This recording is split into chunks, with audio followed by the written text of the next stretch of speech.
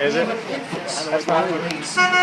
Everett ahead of us is going to make his way into the reserve, and then we'll head up, and it'll be our turn to enter once we have our clearance from the reserve boarding. Now we're going to enter the reserve right here.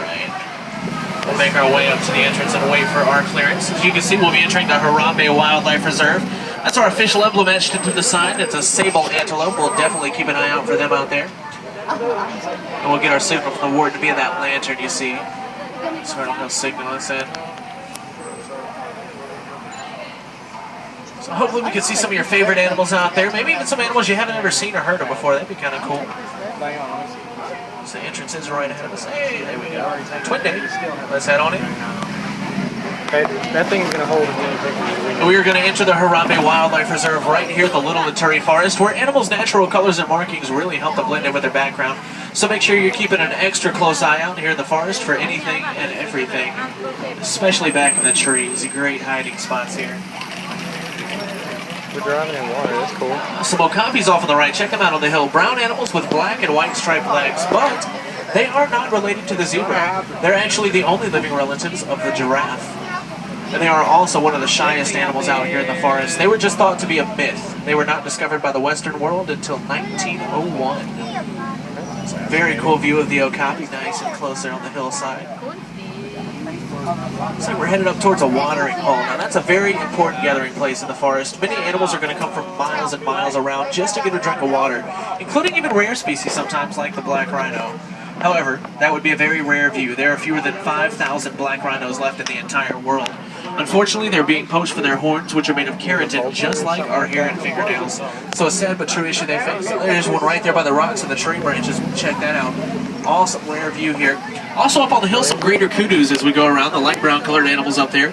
They are the second tallest antelope. A male kudu weighs about 750 pounds. Also a male would have horns. So those are our female greater kudus up top on the hill. And a very rare view, not one but two black rhinos here hanging out by the watering hole.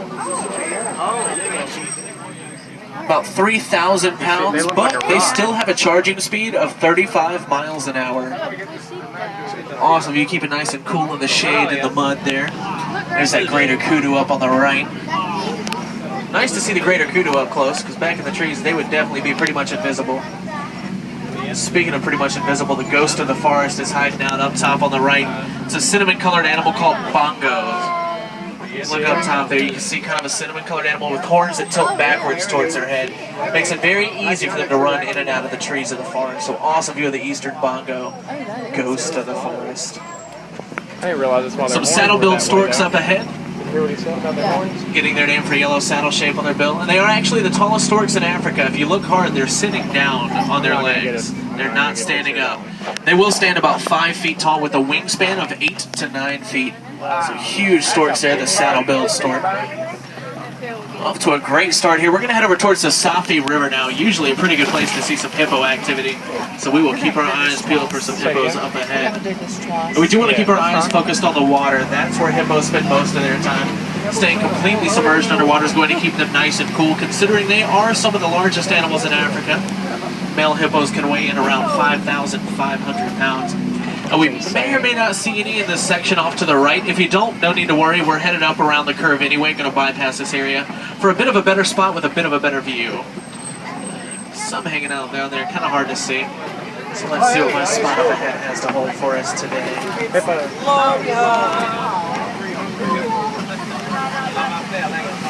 And let's see what we have. There we go. Some hippos behind the island, some more up ahead of it. We'll go right up there. That's a group of hippos, which is called a bloat of hippos. A bloat of Very hippos. easy for them to stay underwater. Hippos hold their breath for about 8 minutes at a time. If you look directly next to us, there's two black birds. You can see a bit of a white-colored chest. They're white-breasted cormorants. And they'll dive down into the water to catch their food and then stand up on land and fan their wings out. Going past the island, you'll see a colony of pink-backed pelicans, which get their name for a pink coloration that appears on their backs during mating season. Pull up a little further and we'll stop and check out the bloat of hippos, which are nocturnal. Now they're excellent swimmers, but as you can see they're already standing on the bottom, so what they prefer to do is just walk right along the bottom. Great swimmers, just kind of lazy. I would be too if I was a hippo. Y'all are doing a great job staying seated. I really do appreciate it. I'm just going to send out a little bit of a reminder because we're about to cross a very old bridge here.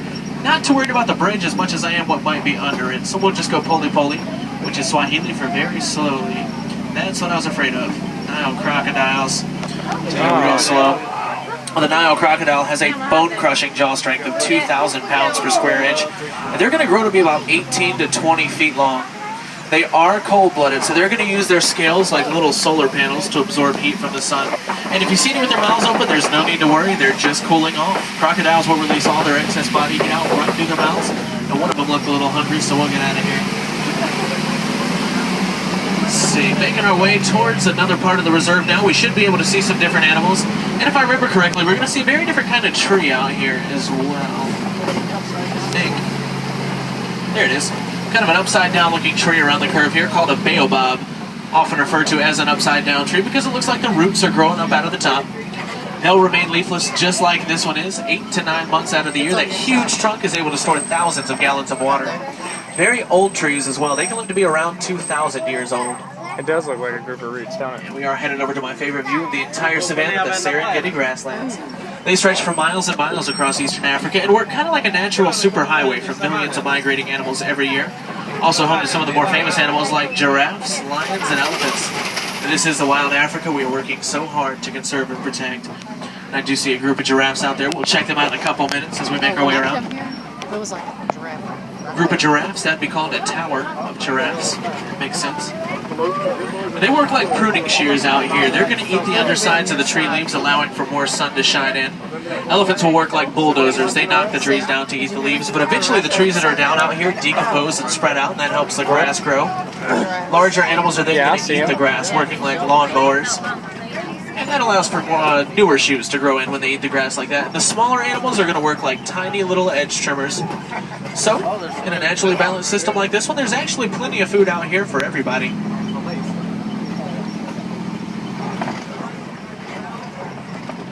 An anthill? That's got to be like a Big tan-colored animals laying down here in the trees. These are one of my favorites. They're called Patterson's elands, and they are the tallest antelope. A male Patterson's eland will stand 6 feet tall at the shoulders, weigh about 2,000 pounds, and they can jump 6 to 8 feet straight up into the air. So huge antelopes there, the Patterson's eland. Keep it nice and cool in the shade there. Now another example of these animals kind of escaping the land here would be the cones of earth you're seeing. These are all termite mounds, including that tall one up ahead. They get to be hard as cement. Elephants will use them as a scratching post, and eventually that, along with weather and other factors, wears them down, kind of like the one past the tree stump here on the right. And when that happens, smaller animals will stand on top of that so they can see into all of the tall grass, just in case there's any predators out there lurking around looking for them. A huge termite mound here, made of only two things, dirt and termite saliva. Huge termite mound. Headed over towards that tower of giraffes. Now the first one we'll see here on the right by the tree is a reticulated giraffe. It gets its name from the Latin word reticulata, which means net, describing the net-like coat pattern. Whereas the other ones I'm seeing have more of an irregular, jagged-shaped pattern to their spots, which means they are Maasai giraffes. So two different coat patterns. There are two different kinds of giraffes out here on the reserve today. And they are the tallest land animals. They'll reach heights of 18 to 20 feet tall, sometimes even taller. In fact, the one up ahead on the right might be over 20 feet tall. You can see that long tongue there helping to reach those tree leaves, about 18 inches long. We'll check him out. This is the Maasai giraffe. Long black tongue helping get those tree leaves. That's a good one right there. You can see that very nice long neck that they're known for, but a giraffe's neck has the exact same number of vertebrae as our necks do, which is everything I can do to get out of your way. A couple more giraffes on the tower here. I'm recording this whole thing, so we've got it. We'll go by nice and slow here. Oh yeah, you're recording. Yeah. Yes, hello. What's up, fellas? Beautiful view there.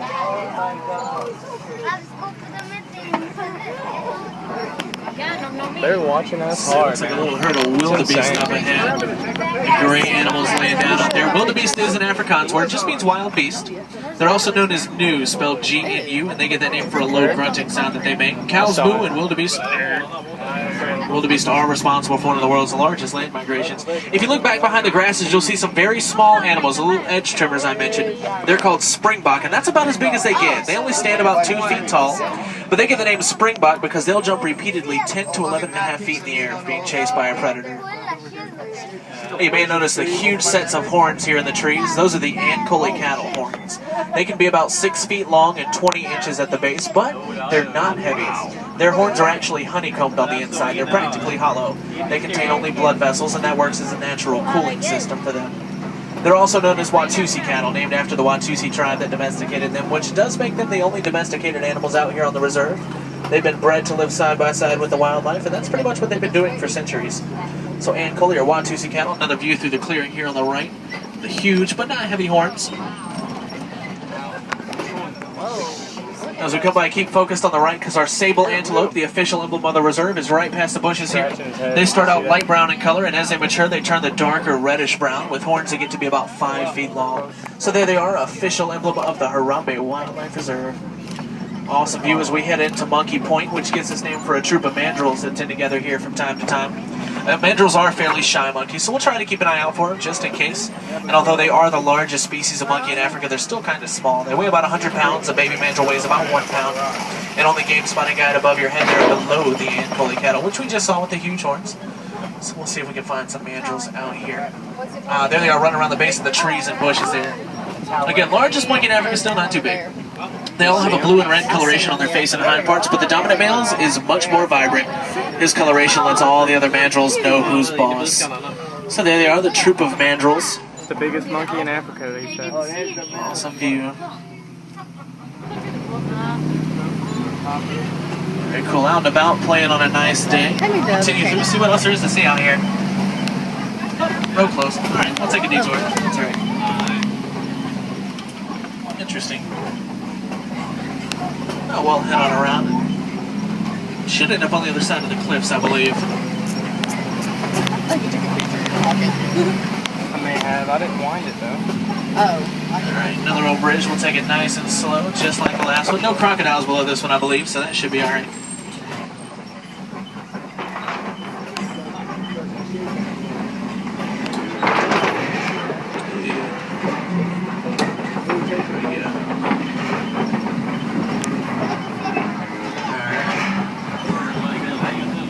There we go. Nice and slow through here. We don't usually come this way. Kind of a cool view. See what we have. Clay pits. Oh, here we go. We might be in elephant country. Footprints and tusk marks. Look at this. Elephants will dig their tusks into the clay, scratch it up, and then eat it, which gets them a lot of the minerals they need. We'll try to head around in front there. Now, unfortunately, elephants are still being poached for their ivory tusks, but they do face another issue, and that's going to be with habitat loss and human encroachment into the wild, which basically just means that more and more out in the wild, humans and elephants are sharing the same spaces, and that does become very dangerous, both for humans and for elephants. One huge way to help them out with that particular issue is to recycle old cell phone batteries. Doing that recycles an ore in them called coltan, and they do tend to live near those ore mines, which is what brings people into their habitat, the ore miners, and essentially destroys it. So quick and easy way to help them out if you ever need a new cell phone battery. Let's see if we can come around in front of them here. Ooh, a little bit of radio frequency. Let's see if I can find some elephant watching music for us. There we go.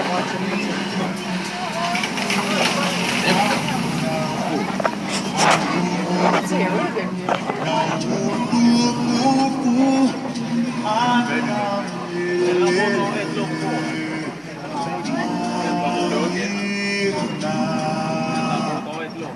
Keep it cool in the shade there. Some ear flapping as well to keep them cool. Doing that cools them down about 10 to 15 degrees.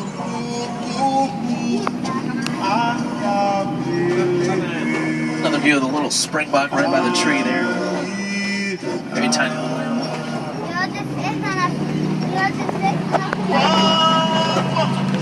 Check out the baobab trees here by the elephants. Way more beat up around their trunks. During the hot, dry seasons, elephants will dig their tusks into them and scratch them up to release some of the water that they hold. That's why they're a little more rough around the base. Oh, greater flamingo. These are the lightest color pink of all the flamingos. They start out gray, kind of fuzzy when they're hatched, but they eat a diet that consists mainly of tiny little brine shrimp, which are very high in beta-carotene, and that's what gives them their pink coloration. We had a tower of giraffes, troop of mandrills, bloat of hippos, colony of pelicans, herd of elephants. That would be called a flamboyance.